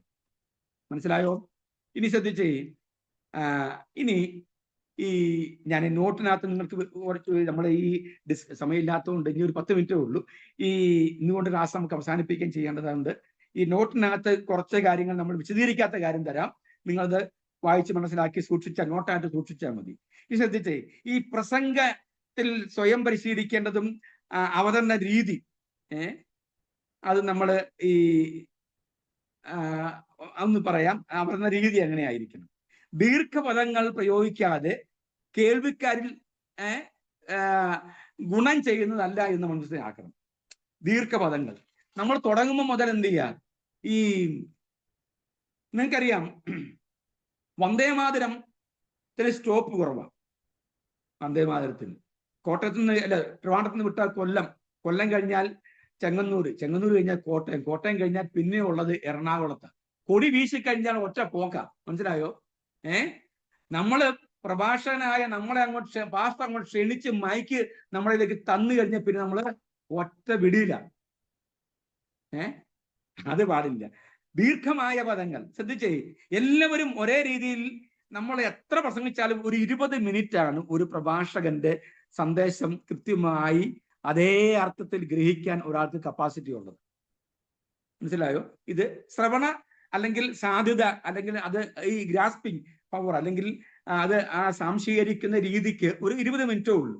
പിന്നീട് ശ്രദ്ധിക്കാതെ പോകും. അതുകൊണ്ടാണ് ഇടയ്ക്കൊരു കഥയൊക്കെ പറഞ്ഞ് കാര്യങ്ങളൊക്കെ പറഞ്ഞ് വീണ്ടും പ്രസംഗം കൊണ്ടുപോകുന്നത്. അപ്പം ദീർഘമായ പദങ്ങൾ ഉപയോഗിക്കുന്നതിലൂടെ പ്രഭാഷകനിൽ നിന്നും ഓടി ഒളിക്കാനുള്ള ഒരു ത്വര കേൾവിക്കാരനുണ്ടാകും. ഒന്ന്. രണ്ടാമത്, കലർപ്പില്ലാത്ത ആശയങ്ങൾ മാത്രം പറഞ്ഞ് കാതലായതൊന്നും അവതരിപ്പിക്കാതെ ഈ നമ്മുടെ നാട്ടിലൊക്കെ പറയുന്ന പടപ്പ് തല്ലി പോവുക എന്ന് പറഞ്ഞാൽ എന്തെങ്കിലുമൊക്കെ പറഞ്ഞ് അവസാനിപ്പിക്കുക എന്നുള്ളത് പ്രഭാഷകന്റെ രീതിയാണെന്ന് നിങ്ങൾ ധരിക്കരുത്. നന്നായി നമ്മൾ ഒരുങ്ങിപ്പോവുക. ഇനി ശ്രദ്ധിച്ചേ, ഒരു ഒരു ഒരു ഒരു പെട്ടെന്ന് മനസ്സിലാകാൻ വേണ്ടി പറയാം. ഒരു കരിമരുന്ന് വരുന്ന പ്രയോഗം പോലെ എന്ന് പറഞ്ഞാൽ, ഈ കോട്ടയ്ക്ക് തീ കൊളുത്തുക എന്ന് തൃശ്ശൂർ കണ്ടിട്ടുള്ളവർക്ക് അറിയാം. കോട്ടയ്ക്ക് തീ കൊളുത്തിയാൽ വടക്ക് ഭാഗത്തുനിന്ന് തെക്ക് ഭാഗത്തുനിന്ന് വരുന്ന കോട്ട കൊളുത്തിക്കഴിഞ്ഞാൽ പടക്കം മാത്രമല്ല, എന്ന് പറഞ്ഞാൽ നമ്മൾ പറയുന്ന ഈ ഏറുപടക്കം അല്ലെങ്കിൽ ഈ ഓലപ്പടക്കം മാത്രമല്ല, അതിനകത്ത് ഗുണ്ടും പിന്നെ അമുട്ടും എല്ലാം ഉണ്ട്. അല്ലേ? മനസ്സിലായോ? നമ്മുടെ ആശയം മനസ്സിലായോ? ഈ പ്രസംഗകൻ എന്ന് പറഞ്ഞാൽ ഒരു ഒരു ഈ കേൾവിക്കാർ താല്പര്യം തോന്നുന്ന തരത്തിലുള്ള പ്രസംഗ ശൈലി എപ്പോഴും സ്വീകരിക്കാൻ തുടങ്ങും. എന്ന് പറഞ്ഞാൽ എല്ലാവരുടെയും സ്വീകരണ രീതികൾക്ക് വ്യത്യാസമുണ്ട്. ഒരാൾ സ്വീകരിക്കുന്നതിന് വ്യത്യാസമുണ്ട്. എൻ്റെ പ്രഭാഷണങ്ങൾ ഈ ഭയങ്കര ഈ യുക്തിപരമായിട്ട് ചിന്തിക്കുന്നവർക്ക് മാത്രം മനസ്സിലാകുന്ന രീതിയിലാണെങ്കിൽ ഒരു പൊതു പ്രഭാഷകനായി ഞാൻ മാറ്റപ്പെടുകയില്ല. എൻ്റെ രീതി എപ്പോഴും ഹാസ്യം മാത്രമാണെങ്കിൽ എന്നെ ഒരു മിമിക്രിക്കാരെ ലിസ്റ്റിൽ പെടുത്തി മാറ്റി തള്ളിക്കളയും. എൻ്റെ പ്രഭാഷണം എപ്പോഴും കേറും മുതൽ അവസാനം വരെയും തലയിൽ കൈവച്ച് ദൂതാണെങ്കിൽ നമ്മളെ പ്രവാചകൻ എന്ന പരിഗണന നൽകി മാറ്റി നിർത്തും. ഞാൻ പറഞ്ഞത്, ഒരു പ്രഭാഷകൻ എല്ലാവരുടെയും സ്വീകരിക്കാൻ പറ്റുന്ന തരത്തിലുള്ള പ്രഭാഷണ രീതിയായിരിക്കണം അവലംബിക്കേണ്ടത്. ഇനി അടുത്തത്, രസകരമായ സംഭവ കഥകളും അതുപോലെ തന്നെ മറ്റ് തമാശകളൊക്കെ സഭ്യമായ നമുക്ക് സ്വീകരിക്കാൻ പറ്റുന്ന രീതിയിലുള്ള, ഉൾക്കൊള്ളാൻ പറ്റുന്ന രീതിയിലുള്ള, ആരെയും ഭ്രമപ്പെടുത്താത്ത രീതിയിലുള്ള തമാശകളൊക്കെ വേണമെങ്കിൽ നമുക്ക് ഉപയോഗിക്കാം. അത് നമ്മൾ പ്രത്യേകം ശ്രദ്ധിക്കുക. ഇനി ഈ അലങ്കാര പ്രയോഗങ്ങളുടെ ഈ ബാഹുല്യം, അതൊരു നമ്മുടെ പല പ്രഭാഷണത്തിന്റെയും പ്രഭാഷകരുടെ ഒരു പ്രത്യേകതയാണ്. ഈ ആകർഷണീയമായ ശൈലികളും ചൊല്ലുകളും പദ്യശകലങ്ങളും ഒക്കെ നമുക്ക് ഈ ഉപയോഗിക്കാം. അതൊന്നും തെറ്റൊന്നുമല്ല. നമുക്ക് ആരുടെയും കോട്ടുകൾ അല്ലെങ്കിൽ കൊട്ടേഷൻസ്, പലരും എബ്രാഹിം ലിങ്കൻ പറഞ്ഞ കാര്യം, ഇപ്പൊ വിശ്വാസത്തെക്കുറിച്ച് ഓരോരുത്തരും പറഞ്ഞിട്ടുള്ള കാര്യങ്ങളൊക്കെ പറയാം. അതുപോലെ തന്നെ പദ്യങ്ങൾ പറയാം. അതൊക്കെ തെറ്റല്ല. പക്ഷേ ഈ കർത്തരി പ്രയോഗങ്ങൾ, കർമ്മിണി പ്രയോഗങ്ങൾ പോലുള്ള, അല്ലെങ്കിൽ ഈ വളരെ കാര്യപ്രസവമായി ചിന്തിച്ച് ആലോചിച്ച് അർത്ഥം കണ്ടുപിടിക്കാനുള്ള ശ്രമം ഒരിക്കൽ പോലും ഈ കേൾവിക്കാരെ കൊണ്ട് നടത്തരുതെന്നുള്ള അഭിപ്രായമാണ് എനിക്ക് നിങ്ങളോട് പറയാനുള്ളത്. എന്ന് പറഞ്ഞാൽ നമ്മൾ ലളിതമായിട്ട് കാര്യങ്ങൾ പറയുക, വേഗത്തിൽ എന്ത് പറയുക, ഈ പ്രഭാഷണത്തിലേക്ക് കയറണം. ഈ ശ്രദ്ധിച്ചേ, നമ്മുടെ TV-ക്കകത്ത് വരുന്ന പല പ്രോഗ്രാമിന്റെയും ടൈറ്റിൽ നിങ്ങൾ ശ്രദ്ധിച്ചിട്ടുണ്ടോ? പണ്ടൊക്കെ ആയിരുന്നെങ്കിൽ ഭയങ്കര ഈ കോൺഫ്ലിക്റ്റ് ഉണ്ടാക്കുന്ന ഇതായിരുന്നു. ഇപ്പം നേരെ ചൊവ്വേ ഒരു പ്രോഗ്രാമിന്റെ പേരാ എന്ന് പറഞ്ഞാൽ രണ്ടുപേര് നേരെ അങ്ങോട്ടും ഇങ്ങോട്ടും എന്ത് ചെയ്യുക, വർത്തമാനം പറയുക. നേരെ ചൊവ്വേ, നമ്മൾ തമ്മിൽ പറഞ്ഞ് മനസ്സിലായോ? അപ്പം ലളിതമായിട്ട്, വളരെ ലളിതമായിട്ട് ആശയങ്ങൾ പെട്ടെന്ന് നിങ്ങളിലേക്ക് എത്തുകയും നിങ്ങളിൽ നിന്നും ആ കേൾക്കുന്ന വ്യക്തിക്ക് വേഗത്തിൽ ഇവിടെ എന്താ സംഭവിക്കാൻ, എന്ത് ടൈപ്പ് പ്രോഗ്രാമാണ് നടക്കുന്നതെന്ന് വേഗത്തിൽ മനസ്സിലാക്കി. ഇതുപോലെ തന്നെ നമ്മുടെ പ്രഭാഷണങ്ങൾ വളരെ ലളിതമായിരിക്കുക, വേഗത്തിൽ ഈ സന്ദേശത്തിലേക്ക് കേൾവിക്കാർക്ക് പ്രവേശിക്കാൻ കഴിയണം. അതാണ് ഒരു പ്രഭാഷകൻ മനസ്സിലാക്കേണ്ടത്. ഇനി ശ്രദ്ധിച്ച്, ജനത്തിന്, നമ്മളെപ്പോഴും ജനത്തിന് ഇക്കിളിപ്പെടുത്തുന്ന, അല്ലെങ്കിൽ അവർക്ക് നന്നായി സുഖിക്കുന്ന ഈ വർത്തമാനം പറയുന്ന ആളുകളെയാണ് ഇഷ്ടം. എന്ന് പറഞ്ഞാൽ കുറച്ച് കോമഡിയും കുറച്ച് നാട്യഭാവങ്ങളും കുറച്ച് പിന്നെ നാട്യശാസ്ത്ര മുദ്രകളും ഒപ്പം തന്നെ നമ്മുടെ സമൂഹത്തിലെ ഏതെങ്കിലുമൊക്കെ ആളുകളെ കുറ്റം പറയുന്നതും ഒക്കെയുള്ള കാര്യമാണ് പലപ്പോഴും. എന്ന് പറഞ്ഞാൽ മധുരമൂറുന്ന, തേനൂറുന്ന തരത്തിലുള്ള, വളരെ നിങ്ങൾ അങ്ങനെയുള്ള രീതിയിലുള്ള പ്രഭാഷണമാണ് പലർക്കും ഇഷ്ടമായി വരുന്നത്. എന്നാലും ശരിയായ നിലയിൽ ഈ പ്രഭാഷകന്റെ ഉത്തരവാദിത്വം എന്ന് പറയുന്നത് ഒരു സന്ദേശം പറഞ്ഞവസാനിപ്പിക്കുമ്പോൾ ആ സന്ദേശത്തിന്റെ പിന്നാലെ സഞ്ചരിക്കാൻ ചിലരെ ഉണ്ടാക്കിയെടുക്കുക, സൃഷ്ടിക്കുക എന്നുള്ളതാണ്. ഒന്നുകൂടി ഞാൻ പറയാം, ഒരു പ്രഭാഷകന്റെ ആത്യന്തികമായ ലക്ഷ്യമെന്ന് പറയുന്നത് തന്റെ പ്രഭാഷണം, തന്റെ ആശയം താൻ അവതരിപ്പിച്ചു കഴിയുമ്പോൾ ആ ആശയം ഏറ്റെടുക്കാൻ ചിലരുണ്ട് എന്ന് മുഷ്ടിയുരുട്ടി പറയാൻ, അല്ലെങ്കിൽ തൻ്റെ ഇടത്തോട് പറയാൻ, ഹൃദയപൂർവ്വം സ്വീകരിക്കാൻ ചിലരുണ്ടാകുക എന്നുള്ളതാണ് പ്രഭാഷകന്റെ ആത്യന്തികമായ ജോലി എന്ന് പറയുന്നത്. അപ്പം ഇത്രയും കാര്യങ്ങൾ ഒന്നുകൂടി ഞാൻ പറയുക, വേദന ശമിപ്പിക്കാൻ ബോധം കെടുത്തുന്ന രീതി ഉണ്ടല്ലോ. എനിക്ക് ആൻജിയോപ്ലാസ്റ്റി ചെയ്ത ആളാണ്, 3 ബ്ലോക്ക് ആൻജിയോപ്ലാസ്റ്റി ചെയ്ത. അപ്പം എനിക്ക് പേടിയില്ല അത്, കാരണം ഞാൻ ഈ ലൈവും ഓപ്പൺ ഹാർട്ട് സർജറി 3 പ്രാവശ്യം ലൈവായിട്ട് ഷൂട്ട് ചെയ്തൊരു വ്യക്തിയായി അല്ലെ തന്നെ എനിക്ക് അത്ര പേടിയില്ലായിരുന്നു. അതുകൊണ്ട് തന്നെ ഇന്നും ചെറുതായിട്ടൊന്ന് മറപ്പിച്ചിട്ട് ഇത് ഞാൻ പറഞ്ഞു, ഈ സ്ക്രീൻ എനിക്ക് തിരിച്ചു വെക്കാൻ പറഞ്ഞു, ഇത് കാണണമെന്ന് പറഞ്ഞു. എങ്ങനെയാണ് ഈ സംഗതി പോകുന്നത്, എന്താ ചെയ്യുന്നറിയാൻ. ഞാൻ നോക്കുമ്പം ഇവർ കൃത്യമായിട്ട് ഇതെല്ലാം ചെയ്യുന്നത് ഈ ആൻജിയോപ്ലാസ്റ്റി ചെയ്യുമ്പം ഈ സ്റ്റെന്റ് കയറി പോകുന്നതും ബ്ലോക്ക് പൊട്ടിച്ച് കളയുന്നതെല്ലാം ലൈവായിട്ട് ഇങ്ങനെ കണ്ടുകൊണ്ട് ഞാൻ കിടക്കുകയായിരുന്നു.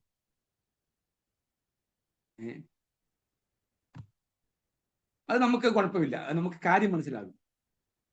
ഞങ്ങള് ഈ ഷൂട്ട് ചെയ്യാൻ വേണ്ടി ഈ ഓപ്പൺ ഹാർട്ട് സർജറി ചെയ്തപ്പം ആളെ ബോധം കെടുത്തി മരിച്ച മൃതപ്രായനായ വ്യക്തിയായി ഇട്ട ശേഷം ഈ നമ്മുടെ ഈ ശ്വാസകോശം ഉണ്ടായത് മാറ്റിവെച്ചിട്ട് ആർട്ടിഫിഷ്യൽ വെക്കുന്നു, ബ്ലോക്കുകൾ മാറ്റുന്നു. ഇതിന്റെ ഓപ്പൺ ഹാർട്ട് സർജറി ചെയ്ത് ഇങ്ങനെ ഇവിടെ ഇങ്ങനെ തുറന്ന് വെച്ച് ഇങ്ങനെ 4 പേരിങ്ങനെ ഡോക്ടറും അപ്പം സഹായം നിന്ന് ഇങ്ങനെ ചെയ്യുന്നതല്ല ഞങ്ങൾ ഷൂട്ട് ചെയ്ത. അപ്പം അദ്ദേഹത്തിന് ഒരു ബോധവും ഇല്ല. അദ്ദേഹം പിറ്റേ ദിവസം രാവിലെ 10 മണിക്കായിരിക്കും ബോധം തെളിയുന്നത്. അവിടെ എന്നതാ നടന്ന് ആർക്കെങ്കിലും കാണാൻ പറ്റുമോ? ശ്രദ്ധിച്ചേ, വേദന ശമിപ്പിക്കാൻ ബോധം കെടുത്തുന്ന രീതി ആയിരിക്കരുത് പ്രഭാഷണത്തിന് വേണ്ടത്. നമ്മൾ രോഗം മാറണം, വേദന ശമിക്കണം, പക്ഷെ എന്ത് ചെയ്യണം, നമുക്ക് അത് ഇന്ന കുഴപ്പം കൊണ്ടാണ് എനിക്ക് വേദന ഉണ്ടായി എന്ന് എന്ത് ചെയ്യണം, ആളുകൾക്ക് മനസ്സിലാകണം. ഞാൻ പറഞ്ഞ ആശയം മനസ്സിലാവുമെന്ന് വിചാരിക്കും. ഇനി പ്രസംഗകർ സ്വയം പരിശീലിക്കേണ്ട ശിക്ഷണ രീതികൾ എന്തൊക്കെയാണ്, പ്രസംഗ ചേഷ്ടകൾ എന്തൊക്കെയാണ് എന്നൊക്കെ നമ്മൾ പഠിക്കേണ്ടതായിട്ടുണ്ട്. ശബ്ദപ്രയോഗം, ഇതൊക്കെ ഏറ്റവും പ്രധാനപ്പെട്ട കാര്യമാണ്. ഇനി അടുത്ത ക്ലാസ് ഉണ്ടെങ്കിൽ നമുക്കത് പഠിക്കാം, ഇല്ല എങ്കിൽ നോട്ട് നിങ്ങൾക്ക് തരാം. നിങ്ങളത് ഒന്ന് മനസ്സിലാക്കി വെക്കുക, അത് നോട്ടായിട്ട് നിങ്ങൾക്ക് സൂക്ഷിക്കാൻ പറ്റും എന്നുള്ള കാര്യം ഓർപ്പിക്കുന്നു. ഈ സെമസ്റ്റർ നമ്മൾ ക്ലാസ് അവസാനിപ്പിക്കുന്നു.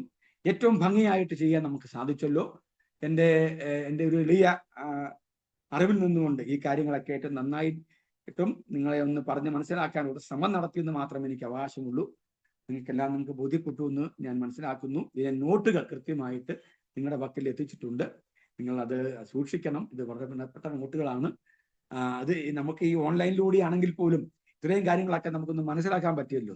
ഇനി എനിക്കൊരു ബോധ്യമുണ്ട്, നിങ്ങൾ എന്നാണെങ്കിലും ഇനി നിങ്ങളുടെ ഭാഷ പ്രസംഗിക്കുമ്പം അല്ലെങ്കിൽ നിങ്ങൾ കേൾക്കുന്ന പ്രസംഗിക്കുമ്പോൾ ഇത് ഏത് ടൈപ്പ് പ്രസംഗമാ പാസ്റ്റർ പറയുന്നത് എന്നെങ്കിലും ഒന്ന് തിരിച്ചറിയാനുള്ള ബോധമെങ്കിലും നിങ്ങൾക്ക് എന്ത് ചെയ്യും ഉണ്ടാകും എന്ന് എനിക്ക് നല്ല ഉറപ്പാണ്. ഇനി നാളെ നിങ്ങൾക്ക് ഒരു മെസ്സേജ് ഉണ്ടാക്കാനുള്ള അവസരം ഉണ്ടായാൽ ഞാൻ ഏത് ടൈപ്പിലുള്ള മെസ്സേജാണ് ഉണ്ടാക്കേണ്ടത് എന്ന് നിങ്ങൾക്കൊരു ഒരു ഒരു പണ്ടങ്ങനെയൊന്നുമല്ല.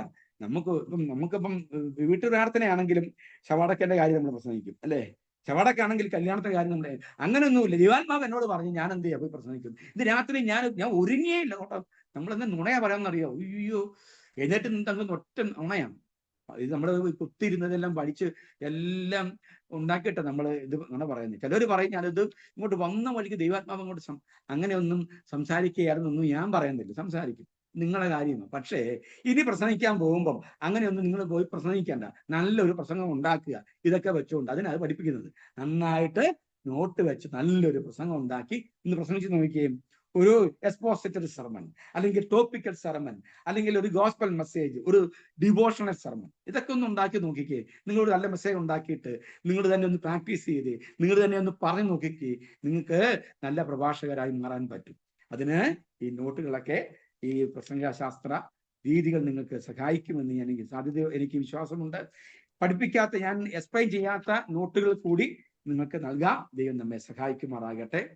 ഇതുവരെയും സഹകരിച്ച എല്ലാവർക്കും നന്ദി. എല്ലാവർക്കും മനസ്സിലായെന്ന് വിചാരിച്ചു. എന്തെങ്കിലും മനസ്സിലായിട്ടുള്ളവരുടെ കൈ നോക്കിക്കൊന്ന് വിശിക്കേ. എന്തെങ്കിലും മനസ്സിലായത്?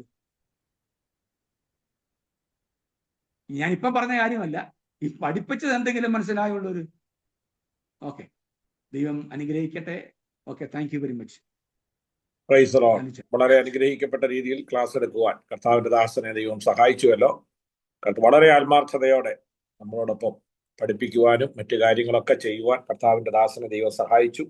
നമ്മുടെ ബ്രോഷറുകളൊക്കെ എല്ലാ ദിവസവും ഉണ്ടാക്കിയിടുന്നതൊക്കെ അദ്ദേഹമാണ്. അത്ര വളരെ ആത്മാർത്ഥതയോടെ ഇതിന്റെ പുറകിൽ പ്രവർത്തിച്ച ദൈവദാസനെ ഓർത്ത് ഞാൻ ദൈവത്തിന് സ്തോത്രം ചെയ്യുന്നു. ദൈവം സഹായിക്കട്ടെ. നമ്മൾ ദൈവം സഹായിച്ചാൽ നമ്മുടെ ക്ലാസ്സുകൾ അവസാനിക്കുകയാണ്. അടുത്ത ആഴ്ച 1-2 ക്ലാസ്സുകളൂടെ കാണും ഒരുപക്ഷെ, അല്ല എങ്കിൽ നമ്മൾ അവസാനിപ്പിക്കുകയാണ്. ദൈവം സഹായിച്ചാൽ ഏപ്രിൽ 25 നമ്മുടെ ഗ്രാജുവേഷൻ സെറിമണി നടക്കും. ഇതുവരെ എനിക്ക് തോന്നുന്നു 38 പേര് മാത്രമാണ് രജിസ്റ്റർ ചെയ്തിരിക്കുന്നത്.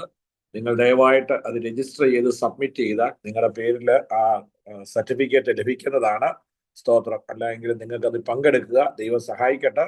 നമുക്ക് പ്രാർത്ഥനയോടെ, പ്രത്യേക ഇവിടുന്നൊക്കെ ഫ്ലൈറ്റിന്റെ ഒക്കെ ബുദ്ധിമുട്ടുണ്ട്.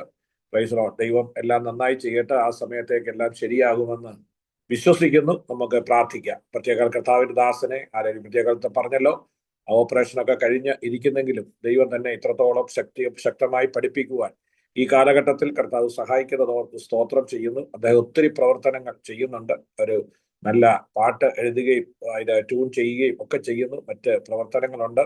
സ്തോത്രം. ദൈവം നല്ലൊരു എഴുത്തുകാരനാണ്. ദൈവം തന്നെ ശക്തമായി വീണ്ടും ഉപയോഗിക്കട്ടെ. നമുക്ക് പ്രാർത്ഥിക്കാം. എല്ലാവരും ഒന്ന് സ്തോത്രം ചെയ്താണ്. ഹല്ലേലൂയ. പ്രത്യേക നമുക്ക് ഇതുവരെയും ഹല്ലേലൂയ ദൈവവചനം പഠിക്കുവാൻ ദൈവം സഹായിച്ചു. ഹല്ലേലൂയ. ദൈവത്തിന്റെ കൃപയും സാന്നിധ്യവും കൂടിയിരിക്കേണ്ടതിനായി നമുക്ക് സ്തോത്രം ചെയ്യാം. Praise the Lord, praise the Lord. കർത്താവേ, ഞങ്ങളുടെ സ്വർഗീയ പിതാവേ, ഈ നല്ല സമയത്തിനായി ഞങ്ങൾ ദൈവത്തിന് സ്തോത്രം ചെയ്യുന്നു. ഇത്രത്തോളം ദൈവവചനം പഠിക്കുവാൻ കർത്താവ് ഞങ്ങളെ സഹായിച്ചതോർത്ത് സ്തോത്രം. പ്രത്യേക ഇവാഞ്ചലിസ്റ്റ് ഷാജൻ പാറക്കടവിലിന് വേണ്ടി പ്രാർത്ഥിക്കുന്നു. വളരെ ആത്മാർത്ഥതയോടെ ദൈവവചനം പഠിപ്പിക്കുവാൻ കർത്താവ് കൊടുത്ത നല്ല കാഴ്ചപ്പാടിനായി സ്തോത്രം. ആ കുടുംബത്തിനായി സ്തോത്രം. മക്കൾക്കായി സ്തോത്രം. തന്റെ പ്രവർത്തനങ്ങൾക്കായി സ്തോത്രം. ദൈവം തന്നെ മാനിക്കണമേ, സഹായിക്കണമേ. ശാരീരികമായി തന്നെ ബലപ്പെടുത്തേണ്ടതിനായി പ്രാർത്ഥിക്കുന്നു. ഇതിൽ ജോയിൻ ചെയ്ത് കർത്താവേ ദൈവവചനം പഠിച്ച എല്ലാ പ്രിയപ്പെട്ടവരെയും ഞങ്ങൾ അനുഗ്രഹിച്ചു പ്രാർത്ഥിക്കുന്നു. കർത്താവ് ഇവർ കേട്ടത് പഠിച്ചത് ഒക്കെ ജീവിതത്തിൽ പ്രായോഗികമാക്കുവാൻ, കർത്താവിന്റെ ബയൽ പ്രദേശത്തിന് കർത്താവ് ഇതൊക്കെ ഒരു മുതൽക്കൂട്ടായി തീരുവാൻ സ്വർഗം ഇടവരുത്തേണ്ടതിനായി ഞങ്ങൾ പ്രാർത്ഥിക്കുന്നു. ഞങ്ങളുടെ അധ്വാനവും ഓട്ടമൊന്നും വൃഥാവാകാതെ ഇതെല്ലാം ദൈവത്തിന്റെ ഒരു കർത്താവിന്റെ രാജ്യവ്യാപ്തിക്കായി ഉപയോഗപ്പെടുത്തുവാൻ ദൈവമിടയാകേണ്ടതിനായി പ്രാർത്ഥിക്കുന്നു. എല്ലാ പ്രിയപ്പെട്ടവരെയും ഞങ്ങൾ അനുഗ്രഹിച്ചു പ്രാർത്ഥിക്കുന്നു. കർത്താവ് അങ്ങനെ ചെയ്യുന്നതോർത്ത് സ്തോത്രം. സകലമാനവും മഹത്വം അങ്ങെടുക്കണം യേശുവിന്റെ നാമത്തിൽ തന്നെ. പിതാവായ ദൈവത്തിന്റെ സ്നേഹം, പുത്രനായ യേശു ക്രിസ്തുവിന്റെ കൃപ, പരിശുദ്ധാത്മാവിന്റെ സഹവാസവും സാന്നിധ്യവും നമ്മോടും അല്ലെങ്കിൽ കർത്താവിന്റെ ദാസനോടും എല്ലാ പ്രിയപ്പെട്ടവരോടും ഇന്നു മുതൽ എന്നേക്കും ഉണ്ടായിരിക്കുമാറാകട്ടെ. ഇന്നും ജയം തന്ന ദൈവത്തിന് സ്തോത്രം. Hallelujah, hallelujah, hallelujah. എല്ലാവർക്കും നന്ദി. ദൈവം എല്ലാവരെയും സഹായിക്കട്ടെ. Thank you. സ്തോത്രം.